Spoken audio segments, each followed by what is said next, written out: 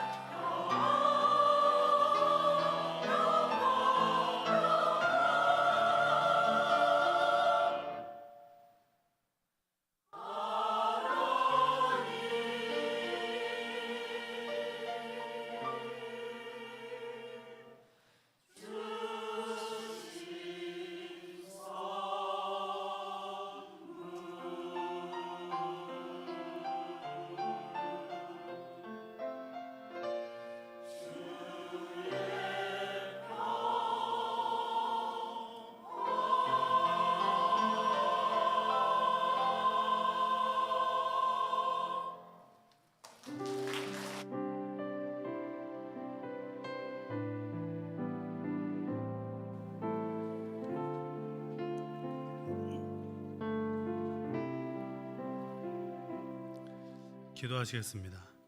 하나님 고맙습니다.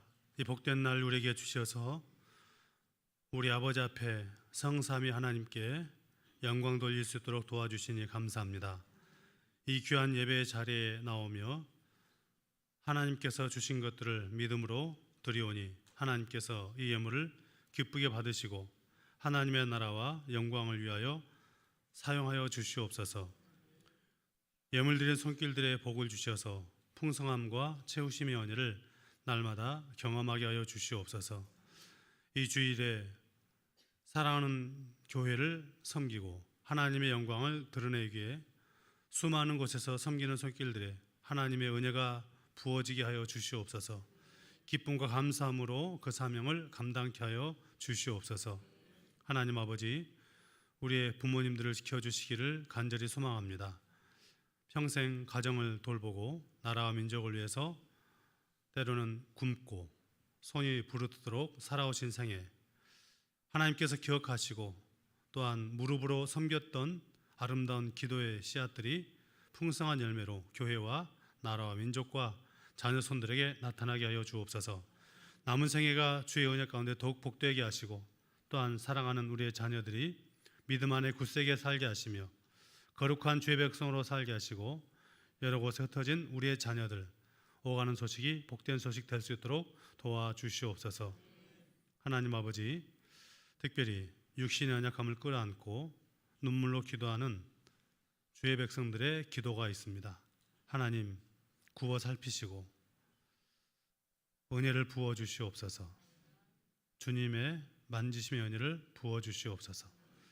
하나님 아버지, 이제 우리 모두가 주님의 말씀을 함께 듣기 위해 머리를 숙입니다. 거룩하신 아버지여, 성령의 능력으로 우리 가운데 함께 하셔서 말씀이 생명이 되게 하시고 말씀이 능력이 되게 하여 주시옵소서. 허물 많고 연약한 종을 주의 은혜로 붙잡아 주셔서 하나님의 말씀을 바르게 전할 수 있도록 도와주시기를 간절히 원하오며 예수님의 이름으로 기도하옵나이다. 아멘. 할렐루야. 복된 주일입니다. 하나님의 크신 은혜가 이 주일 예배 자리에 나온 우리 모두 가운데 풍성하게 넘치기를 주님의 이름으로 축복합니다. 사람은 어려운 상황을 만나게 되면 그때서야 비로소 자기가 사랑하는 것이 무엇인지 알게 되는 것 같습니다. 그래서 죽을 순간이 되면 가장 사랑하는 사람들이 생각이 나죠. 예를 들면 부모님, 또 때로는 가족, 그런 생각들이 우리의 머릿속을 스쳐 지나가는 것 같습니다.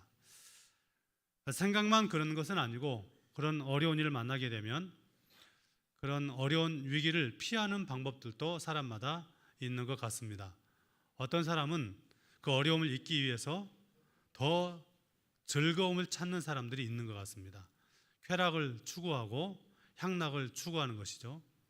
어떤 사람들은 약물, 어떤 사람은 심지어는 해서는 안 될 도박에 빠지고 또 마약에 빠지는 그런 일들도 종종 있는 것 같습니다.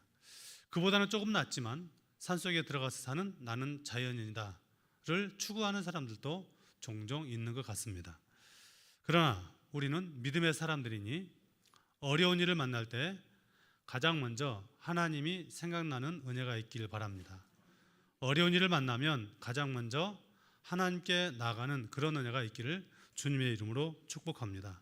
그래서 우리가 생각나는 그 하나님, 우리가 찾아가는 그 하나님께서 우리를 만나주시고 우리를 도우시는 그런 은혜가 우리 모두 가운데 있기를 축복합니다. 오늘 본문 시편 74편은 민족적으로 또 국가적으로 가장 위급하고 절망적인 상황에서 기록한 시가 되겠습니다. 그 위기의 순간의 시인은 하나님을 바라보고 하나님께 나아가고 있습니다. 이 시는 하나님께 제사드렸던 예루살렘 성전이 무너지고 그 성전이 잿더미가 된 그 잿더미 위에서 시인이 하나님의 은혜를 구하는 그런 내용이 되겠습니다. 그런데 시 앞에 보면 시제처럼 되어 있는 곳에 누구의 시라고 되어 있냐면 아삽의 시 이렇게 되어 있습니다. 아삽이라는 사람이 누구일까요? 아삽은 구약시대 다윗 왕 시대에 성가대의 지휘자로 임명받았던 세 사람 중에 한 사람입니다. 그러니까 오늘 이 말씀의 배경이 되는 성전이 무너진 시대보다 몇백 년 전 사람입니다. 심지어는 다윗 시대에는 성전이 세워지지도 않은 시대였습니다. 그 시대 사람이 어떻게 몇백 년 뒤에 사건을 자기가 경험한 것처럼 고백할 수 있을까요? 그래서 많은 사람들이 이제 시제는 성경에 기록되어 있는 것은 아닌데 후대 사람들이 이렇게 보니까 이 시는 이때 이렇게 해서 된 것이 시제이기 때문에 아삽의 시 이 표현도 아삽이라는 사람이 기록한 것이 아니라 아삽의 후손들이 그 후손 중에 어떤 한 사람이 유다가 멸망당하고 예루살렘 성전이 멸망당하였던 바로 그곳에서 그 잿더미 위에서 하나님 은혜를 고백하는 하나님의 도우심을 구하는 그런 시, 그래서 아삽의 후손이 기록한 시다라고 말하는 것이 보편적인 성경학자들의 이야기입니다. 아삽뿐만 아니고 그의 후손들은 예루살렘 성전에서 하나님께 제사 드릴 때 하나님의 이름을 높이는 그런 찬양을 감당하는 사람으로 쓰임받고 살아갔습니다. 후손들 역시 성전에서 하나님을 찬양하는 그런 소임을 다했던 사람들입니다. 그런 그들에게 충격적인 사건이 일어나게 되죠. 그것은 유다가 바벨론에 의해 멸망을 당하는 것입니다. 나라가 멸망당한 것도 고통스러운데 더하여서 그들이 하나님을 섬기는데 최선을 다했던 바로 그곳 예루살렘 성전이 이방인들에 의해 비참하게 무너지고 불에 타고 어려움을 겪게 된 것입니다. 그것은 견디기 힘든 치욕이었고 고통이었습니다. 하나님의 이름이 높여지는 그 성전에서 하나님의 이름이 땅에 떨어지고 또한 이방인들에 의해 그 성전이 처참하게 짓밟힌 이 현실을 시인은 5절에서 이렇게 우리 가운데 들려줍니다. 5절 말씀을 함께 읽겠습니다. 그들은 마치 도끼를 들어 삼림을 베는 사람 같으니이다. 아멘. 그러니까 사람들이 볼 때 너무 무자비하게 자기들이 가진 무기로 자기가 가진 최상의 도구로 삼림을 베는 사람들처럼 유다를 처참하게 무너뜨렸다, 그런 표현이 되겠습니다. 어떤 곳에서요? 성전에서. 여러분, 예루살렘 성전이 어떤 곳입니까? 예루살렘 성전은 솔로몬 왕이 성전 봉헌식을 할 때 거기에 하나님의 영광이 가득히 임했다, 이런 표현이 있습니다. 그러니 성전은 예루살렘 가운데, 유다 백성들 가운데 내가 너와 함께한다 라고 하는 하나님의 임재를 보여주는 상징적인 곳이 되었고, 거기에서 유다는 늘 하나님 앞에 제사드리며 하나님을 배웁는 그런 장소였습니다. 하나님 그 성전 봉헌식을 할 때 약속도 주셨죠.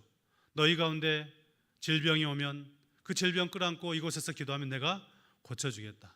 가난과 극심한 가뭄이 오면 이곳에서 기도하면 내가 너희를 돕겠다. 적군들이 우리 가운데 몰려오면 너희가 이곳에서 기도하면 내가 너희에게 승리를 주겠다. 너희가 혹시 포로가 되어서 이방 땅에 잡혀갔을 때라도 이곳을 향하여 기도하면 내가 너희의 기도를 들어 이곳으로 다시 돌아오게 하겠다. 얼마나 영광스러운 약속이고 또한 얼마나 복된 약속이 이들 가운데 주어졌습니까? 그러니 이스라엘 백성들은 이곳에서 하나님 앞에 제사드리고 예배드리고 하나님을 만나는 일을 기쁨으로 여기며 살아갔는데 바로 그 성전이 무너지게 된 것입니다. 성전을 무너뜨리기 전에 그들은 그곳에서, 그 거룩한 성전에서 무참한 행동을 서슴지 않고 행하였습니다. 3절 말씀에 보면 이런 표현이 있습니다. 같이 읽도록 하겠습니다. 영구히 파멸된 곳을 향하여 주의 발을 옮겨 놓으소서. 원수가 성소에서 모든 악을 행하였나이다. 아멘. 원수가 성소에서 모든 악을 행하였나이다. 성전에서 찬양을 드리던 사람이 보니 자기 힘으로 어쩔 수 없고 이방인들이 너무 비참하게 성전을 더럽히는 일을 보면서 마음 아파서 고백한 내용이 이 내용이 되겠죠. 우리나라에 을사늑약이 맺어지고 그때 을사늑약의 주동자였던 을사오적을 비난하며 민족의 아픔을 토로했던 장지연 선생님의 시일야 방성대곡이라는 글이 있습니다. 이날에 목놓아 크게 운다. 그때 그 심정이 이 예루살렘의 성전이 무너진 자리에 믿음으로 깨어있던 사람들이 가진 마음이 아니었을까라는 생각을 하게 됩니다. 시인과 유다에게 너무 큰 고통이 일어났고 이 고통은 시인의 삶을 위기로 몰아넣었습니다. 나라가 망하고 성전이 무너지고. 그런데 여러분 집에서 한번 시편 74편을 자세히 읽다 보면 이 시인이 나라가 망하고 성전이 무너진 것보다 더 고통스럽게 여기는 문제가 있었다라고 하는 것을 금방 알게 될 것입니다. 9절 말씀을 함께 보겠습니다. 74편 9절 말씀 같이 읽겠습니다. 우리의 표적은 보이지 아니하며 선지자도 더 이상 없으며 이런 일이 얼마나 오래일는지 우리 중에 아는 자도 없나이다. 도끼와 철퇴로 무자비한 말발굽으로 칼과 창으로 횃불로 성전에 이방인들이 들어왔습니다. 그곳에서 성전에서 제사드리던 기명들이 회파되고 가져갈 만한 모든 그릇들은 그들의 주머니에 들어가고 얼마나 고통스러웠겠습니까? 얼마나 마음이 무너졌겠습니까? 그런데 오늘 우리가 읽은 9절 말씀에서 시인은 그것보다 더 고통스럽게 여기는 것이 있었다는 거예요. 이게 뭐예요? 그게 뭘까요? 그것은 바로 하나님의 말씀을 전하여 줄 선지자가 더 이상 없으며 더하여서 그 일이 얼마나 오래 됐는지 알 수도 없다. 여러분, 우리가 인생의 위기를 넘어갈 때, 고난이 몰려올 때 들었던 그 말씀, 외웠던 그 말씀이 우리가 얼마나 큰 힘이 되었습니까?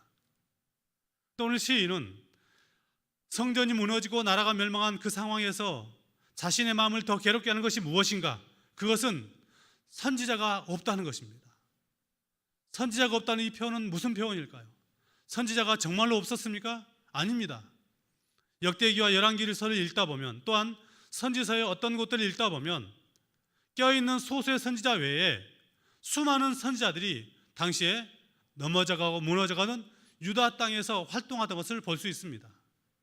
그들은 선지자 이름을 가지고 있었지만 거짓을 말하는 가짜 선지자였습니다. 우리가 어떻게 멸망하냐?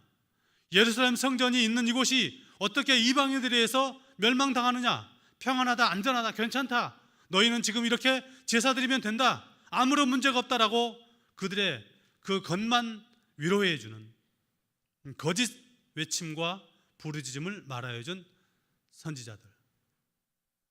이 시인은 그들이 가짜인 것을 알게 되었고 그로 인해서 우리에게 하나님의 말씀을 전해주는 선지자가 없다라고 하는 것을 고통으로 여기고 이 시의 한복판에 서 있는 것입니다. 오늘 우리는 어떨까요? 이때 당시에 시인이 하나님의 말씀을 전해주는 선지자가 없어서 고통을 당했다면 오늘 우리 시대는 그러진 않죠. 우리가 조금만 열심을 내면 우리 주변에 발달된 문명의 의기들은 우리에게 너무나도 유명한 주옥 같은 너무 훌륭하고 좋은 명설교들을 금방금방 들을 수 있게 만들어줍니다. 말씀이 홍수처럼 쏟아지는 시대입니다. 그러나 우리 시대에도 말씀의 위기는 있을 수 있습니다.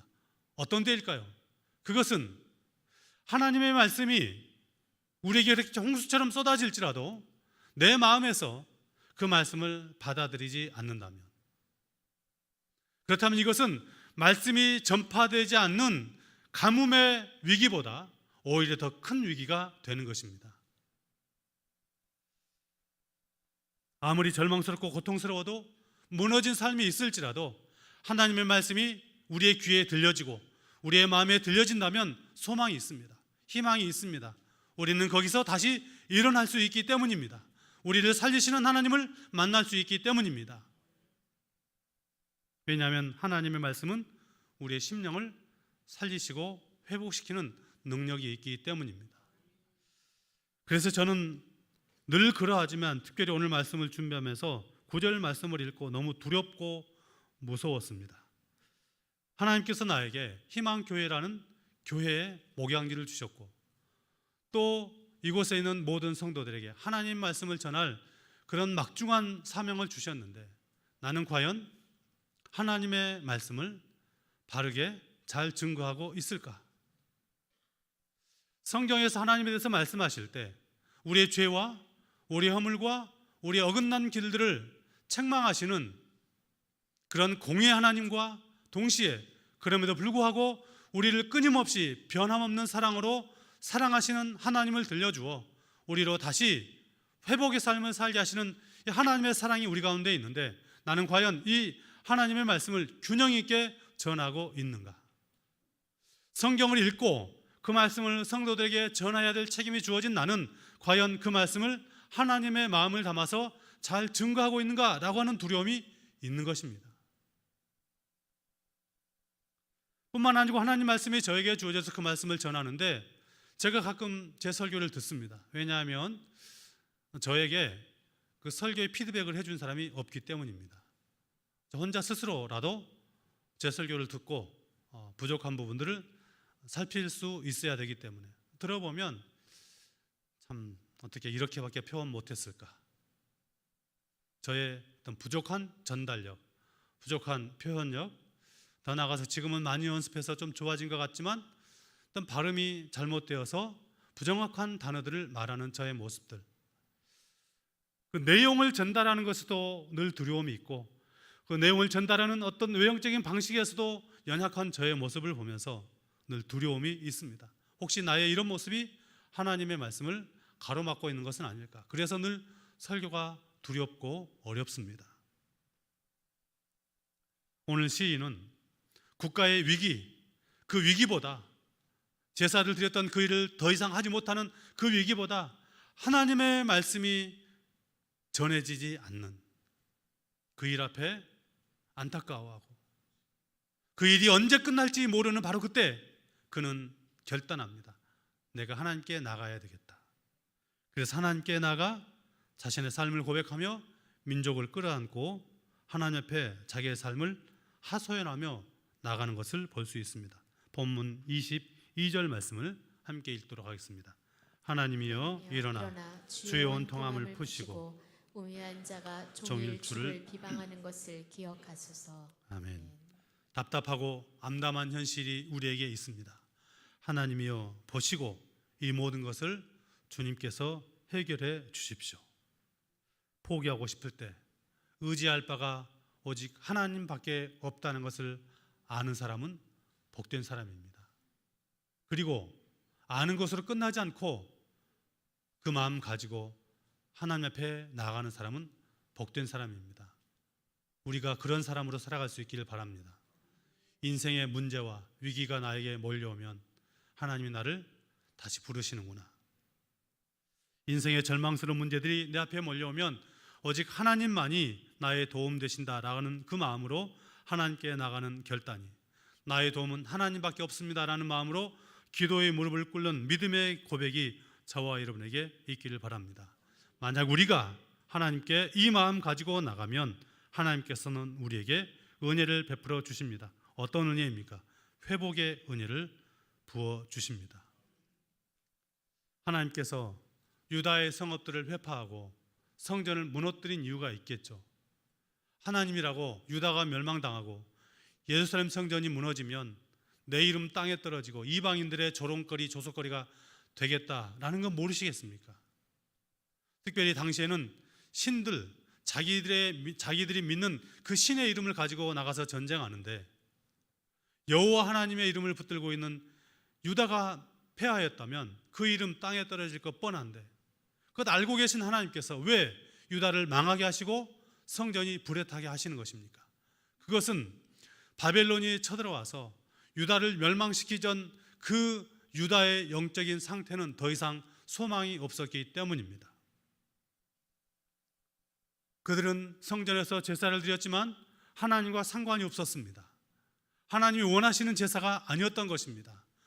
하나님께 제사를 드리고 예루살렘 성전에서는 기도의 향이 올라가고 늘 짐승 잡는 소리와 함께 그런 제사의 소리들이, 제사의 일들이 계속해서 일어났지만 그 제사는 하나님이 원하시는 제사가 아니고 자신들의 욕망을 채우는 제사, 제사장들의 욕망을 채우는 제사, 하나님과 상관없는 제사, 하나님께서 싫어하신 제사가 드려지고 있었으니 하나님은 결단하시는 것입니다. 내가 이 소망 없는 이스라엘, 유다를 더 이상 내가 그만두지 않겠다. 그리고 그것을 무너뜨려서 그들을 다시 새롭게 일으켜 세우기를 원하셨던 것입니다. 그런데 여러분, 놀라운 사실은 하나님께서 그 예루살렘을 무너뜨린 바로 그 자리에서, 그 잿더미 위에서 오늘 시인과 같은 그런 믿음의 고백이 나오는 것입니다. 포로된 땅에서 믿음의 새로운 세대가 일어나서 하나님의 영광을 노래하고 하나님의 백성다운 사람들이 생겨나기 시작한 것입니다. 성전이 불타버리자 눈에 보이는 성전은 없었지만 그들의 마음의 성전이 새로워졌고 거기에서 여호와 하나님 신앙이 회복되기 시작한 것입니다. 무너진 터전에서, 포로된 자리에서 하나님을 찾는 믿음의 사람들이, 믿음의 세대가 일어나기 시작한 것입니다. 하나님을 바라보고 하나님께 나아가는 사람들이 점점 많아지기 시작한 것입니다. 그리고 하나님은 그들을 다시 일으키시고 하나님의 사람으로, 하나님의 백성으로 인쳐 주십니다. 왜 하나님께서 우리에게 고난을 주시는지, 왜 하나님은 우리를 어려움 가운데 몰아넣으시는지, 하나님은 왜 내가 기대하지도 않았던, 내가 알 수 없는 길로 나를 이끌어 가시는지, 하나님은 왜 내가 붙들고 의지했던 것들을 무너지게 하시는지 알 수는 없습니다. 섣부르게 판단할 수도 없습니다. 그러나 한 가지 분명한 것은 그런 그 무너짐과 그 고난이 우리의 믿음을 새롭게 하시는 하나님의 손길이라는 사실입니다. 하나님은 사랑했던 유다 백성들을 다시 새롭게 하기 위해서 하나님의 이름과 하나님의 영광이 있던 그 성전을 무너뜨리셨습니다. 그 백성들이 거기에서 무너진 그 자리에서 하나님을 바라보니 하나님께서 그들의 믿음을 새롭게 회복시켜 주셨습니다.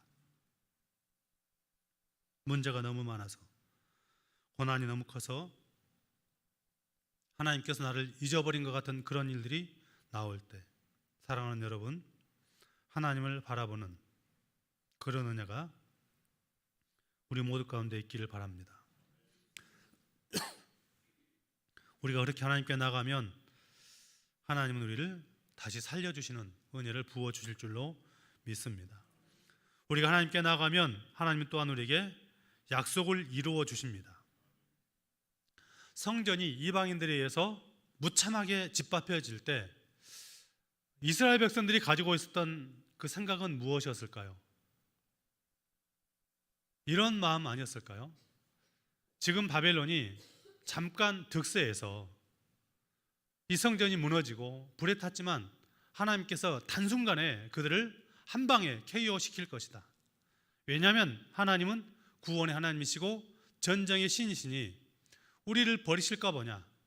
하나님은 능력을 베푸셔서 우리로 하여금 승리를 맛보게 하실 것이다. 그런 마음 가지고 있었을 것입니다. 우리가 읽은 말씀 바로 위에 12절부터 17절 말씀에 보면 그런 하나님에 대한 기대가 있습니다. 하나님은 구원의 하나님, 전쟁의 하나님, 우리를 원수들의 손에서 건지시는 하나님, 죽음의 자리에서 건지시는 하나님이다라고 고백합니다. 맞죠? 하나님은 그런 하나님이시죠. 그러나 그 하나님이 지금 당장 나에게서 어떤 기적도 베풀지 않는 것 같은, 그러니까 여전히 그 절망과 아픔의 터널이 나에게서 지속되는 것 같은 일들이 우리 가운데 몰려올 수 있다는 것이죠. 그래서 우리가 읽었던 9절 말씀에 보면 우리의 표적이 보이지 아니한다, 이런 표현이 있는 것입니다. 우리가 원하는 표적과 기적이 있죠. 그런데 그 기적과 표적이 보이지 않는 것처럼 우리 가운데 삶이 일어나면 우리는 하나님의 사랑을 의심합니다. 하나님이 왜 이런 일들이 나에게 일어나게 하시는가? 그리하여 어떤 사람들은 믿음의 길을 떠나고 세상을 향하여 그들의 발걸음을 움직이기도 합니다. 그런데 이 시인은 바로 그때에 하나님의 그 표적과 기적이 보이지 않는 것 같은 그때에 하나님의 말씀에서, 하나님의 언약에서 인생의 해답을 찾고 있습니다.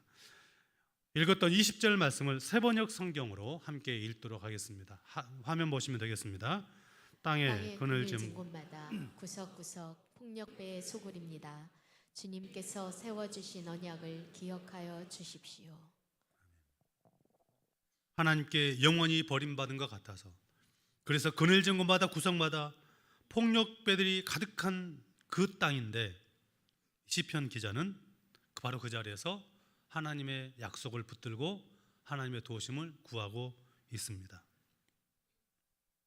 현실이 어떠하다 해도 하나님의 언약은 결코 바뀌지 않습니다. 하나님의 말씀은 결코 흔들리지 않습니다. 그래서 시인은 언약을 돌아보시고 언약을 기억하십시오. 하나님께서 언약을 모르시는 분이 아니신데 인생인지라 자기의 삶을 호소하면서 하나님 주신 약속이 있지 않습니까? 하나님 주신 말씀이 있지 않습니까? 그것을 다시 기억해달라고 간절하게 호소하는 시인의 고백이 오늘 우리 읽었던 20절에 기록되어 있습니다. 성도는 눈에 보이는 현실에 지는 사람이 아닙니다. 어떤 현실이 주어지더라도 그 현실 가운데 약속의 말씀을, 믿음의 말씀을 붙들고 살아가는 사람, 하나님의 말씀을 의지하고 살아가는 사람, 그가 바로 성도인 것입니다. 비록 하나님이 여전히 계시지 않는 것 같은 상황이 나에게 계속해서 몰려오고 버림받은 것 같은 삶이 나에게 몰려올지라도 하나님의 말씀은 파기되지 않는다. 하나님의 약속은 반드시 이루어진다. 그것을 믿는 것이야말로 성도가 고난의 때를 지나는 삶의 방식이 되는 것입니다. 하나님께서는 그렇게 약속을 붙들고 믿음으로 살아가는 사람들을 살리시고 은혜를 베풀어 주십니다. 하나님은 말씀하신 것을 반드시 이루시는 신실하신 하나님이시기 때문입니다. 하나님 우리에게 약속하셨습니다. 내가 너와 함께하겠다. 내가 너를 돕겠다. 내가 영원히 너와 함께하여 너를 인도하겠다. 우리 삶이 우리가 생각하는 것과 내가 원하는 방식대로 이루어지지 않고 답답하고 암담하고 절망할 수밖에 없는 일들이 나에게 몰려와도 기억해야 될 것은 바로 그것이 나를 영원한 길로 인도하시는 하나님의 이끄심의 과정이라는 것을 끝까지 붙들어야 하는 것입니다. 우리는 우리 자신에게서는 어떤 소망도 찾을 수 없습니다. 우리가 제법 괜찮은 사람인 것 같습니까? 아닙니다. 우리는 너무나도 악한 사람들입니다. 마음속에 있는 어떤 선한 욕망 같은 그것도 더 자세히 들여다보면 그 선한 마음과 표현 자체도 나를 위해서, 내 기쁨을 위해서, 나의 만족을 위해서 그렇게 선한 마음을 포장하는, 선한 마음으로 포장할 때가 많은 것이 바로 우리입니다. 그런 우리는 하나님이 영원한 진노와 심판을 받아 영원히 멸망받아 마땅할 우리인데 왜 하나님 우리를 사랑하십니까? 그것은 나에게 어떤 자격과 조건이 있어서가 아니라 하나님께서 말씀하셨기 때문에 그 말씀을 근거로 해서 내가 너를 사랑한다라고 하나님은 우리 가운데 선언하고 있는 것입니다. 하나님 보시기에 너무나도 추악한 우리일지라도 우리에게 생명이 있는 이유는 하나님의 말씀이 우리 가운데 주어졌기 때문입니다. 그러므로 여러분, 그 어떤 순간에도 낙심하지 말고 당황하지 말고 우리와 함께 하시고 우리를 도우시는 하나님을 붙들고 살아갈 수 있기를 바랍니다. 그래서 성도란 자신의 형편 안에서 탄식과 고민만 하는 사람이 아니라 하나님의 언약 안에서 소망을 붙들고 살아가는 사람들입니다. 여러분, 지금 여러분은 어떤 형편에 있습니까? 하나님 앞에만 눈물 흘릴 수밖에 없는 그 문제가 혹시 여러분에게 있는 것은 아닙니까? 누군가에게 내놓고 말하기 부끄러운 일들, 고민스러운 일들이 혹시 여러분에게 있지는 않습니까? 사람으로서는 포기할 수밖에 없는 일들이 여러분에게 있지 않습니까? 그런 일들은 우리가 세상 눈으로만 바라본다면, 육신의 눈으로만 바라본다면 이렇게 말할 것입니다. 하나님은 안 계셔. 하나님이 살아계시다면 너에게 어떻게 이런 일들이 일어날 수 있겠느냐라고 속삭이지만 우리의 믿음은 너는 본래 그런 형벌 가운데 살아갈 수밖에 없는 사람이었지만 하나님은 반드시 말씀을 이루시고 너를 살려주실 것이다. 믿음은 그것을 바라보게 합니다. 여러분은 무엇을 바라보시겠습니까? 육신의 눈으로 내게 지금 일어난 환경이 나를 끊임없이 절망으로 몰아넣는 그 말에 귀를 기울이시겠습니까? 아니면 하나님께서 주신 말씀을 붙들고 나는 그런 일을 당해도 마땅한 사람이지만 하나님은 말씀으로 나를 붙들고 계시고 나를 사랑하시는 분이니 나는 믿음으로 살겠다라고 결단하며 사시겠습니까? 사랑하는 여러분, 하나님은 말씀대로 일하시는 분이십니다. 임마누엘 하나님이십니다. 오늘 아픔과 눈물의 자리에 계시는 분이 계시다면 그 자리에서 하나님을 만나는 은혜가 있기를 바랍니다.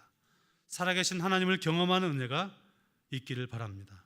그래서 지금은 눈물의 골짜기를 지나지만 그 눈물이 변하여 기쁨 되게 하시는 하나님의 은혜가 우리 희망교회 모든 교우들에게 나타나기를 주님의 이름으로 축복합니다. 함께 기도하시겠습니다. 기도할 때 여러분의 삶을 주님 앞에 고백합시다. 하나님, 제 삶의 문제가 이렇습니다. 저에게 지금 닥친 문제는 이것입니다. 하나님, 나의 아픔과 나의 무너짐과 내 문제가 이런 것들이 있는데 이 일을 통해 온전히 하나님만 바라보게 해주십시오. 말씀으로 우리를 붙들고 계신 하나님을 의지하며 살아갈 수 있도록 도와주시옵소서. 하나님, 우리를 다시 살려주시고 회복시켜 주시옵소서. 우리 아픈 뼈에 손을 얹고 우리의 기도가 특별히 필요한 분들이 있습니다. 하나님, 사랑하는 딸을, 사랑하는 아들을, 사랑하는 자녀들, 손자를 주의 능력으로 보혈의 손으로 만져주시옵소서. 의술은 가망이 없다고 말하고 사람은 방법이 없다고 말하지만 하나님 안에 방법이 있고 하나님이 방법임을 믿기에 이 시간 우리가 믿음으로 기도하오니 주여 우리의 기도를 들으시고 응답하여 주시옵소서. 우리 다 같이 주여 한번 부르시고 기도하시겠습니다. 주여,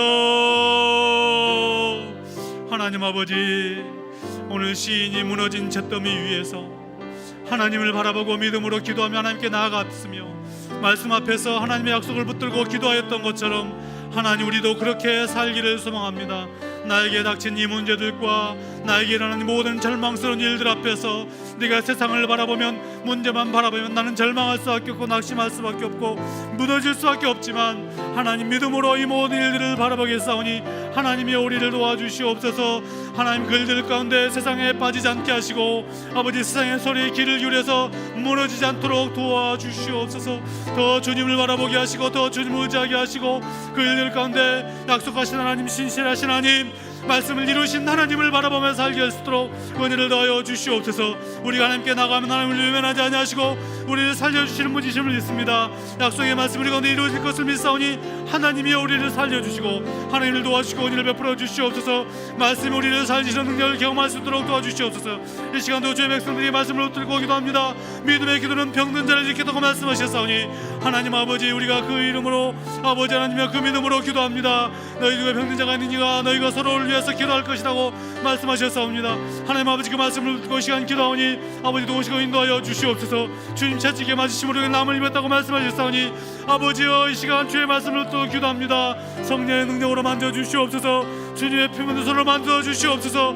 패백 은혜를 부어 주시옵소서.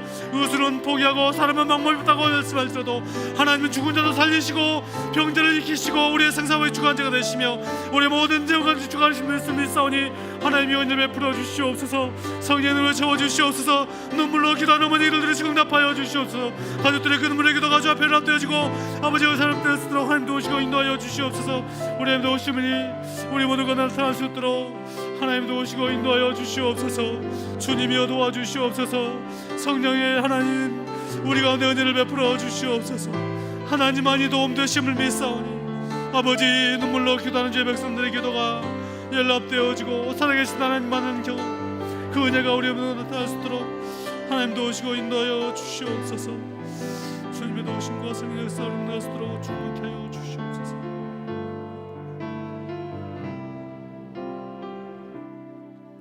하나님 아버지, 성전을 무너뜨리면서까지 그 백성을 새롭게 하기를 원하셨던 하나님, 우리가 그 하나님의 마음을 알아 우리의 그 자리에서 다시 하나님께 나아가 하나님을 만나고 우리를 새롭게 하신 하나님 은혜를 경험케 하여 주시옵소서. 우리의 문제를 주 앞에 고백합니다. 우리는 아무것도 할 수 없고 우리에게는 방법이 없지만 하나님은 방법이 있고 하나님은 살리시는 분이심을 믿습니다.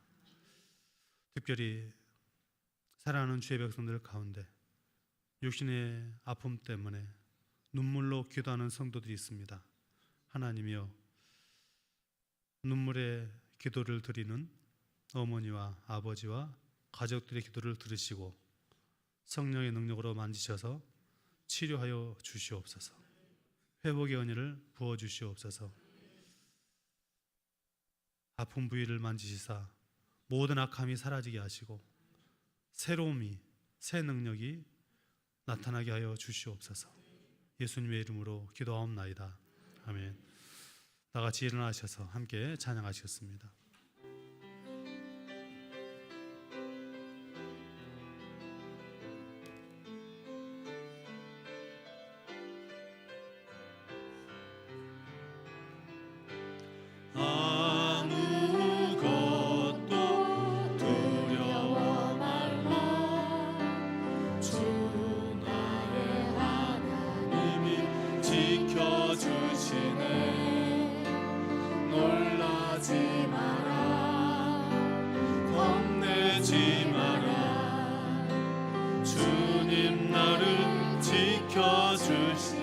아무것도 두려워 말라. 아무것도 두려워 말라. 주 나의 하나님이 지켜주시네. 놀라지 마라. 겁내지 마라. 주님 나를 지켜주시네. 내 맘이 힘에 겨워, 내 맘이 힘에 겨워 지칠지라도 주님 나를 지켜주시네. 세상의 험한 풍파 몰아칠 때도 주님 나를 지켜주시네.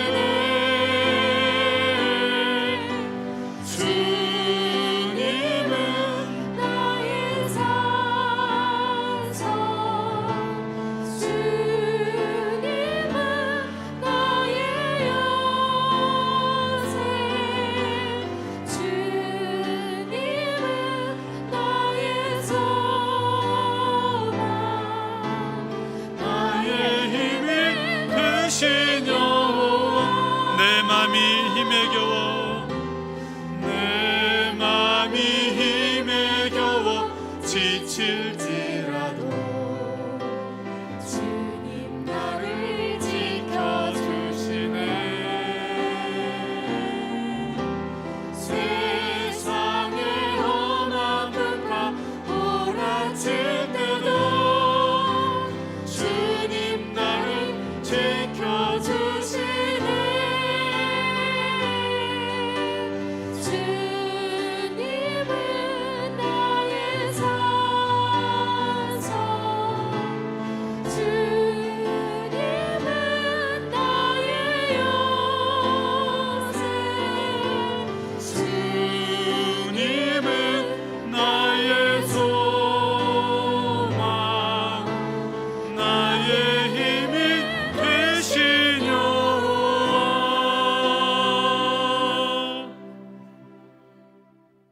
이제는 우리 주 예수 그리스도의 은혜와 하나님 아버지의 무한하신 사랑하심과 성령님의 위로하심과 교통하심과 치유하시는 은혜가, 그래도 하나님이십니다. 그래서 하나님이십니다. 그 믿음으로 어떤 환경 속에서도 살리시는 하나님을 바라보며 믿음으로 살기를 결단하는 사랑하는 주의 백성들 머리 위에, 가정 위에, 일터 위에, 삶의 터전 위에, 한림 많은 나라의 민족과 북녘 땅 위에 세계 흩어져서 복음을 증거하시는 선교사님들과 한민족들, 그리고 군에 있는 귀한 청년들과 병상에서 주의 은혜를 간절히 간구하는 사랑하는 주의 백성들 머리 위에 영원토록 함께하기를 간절히 축원하옵나이다. 아멘.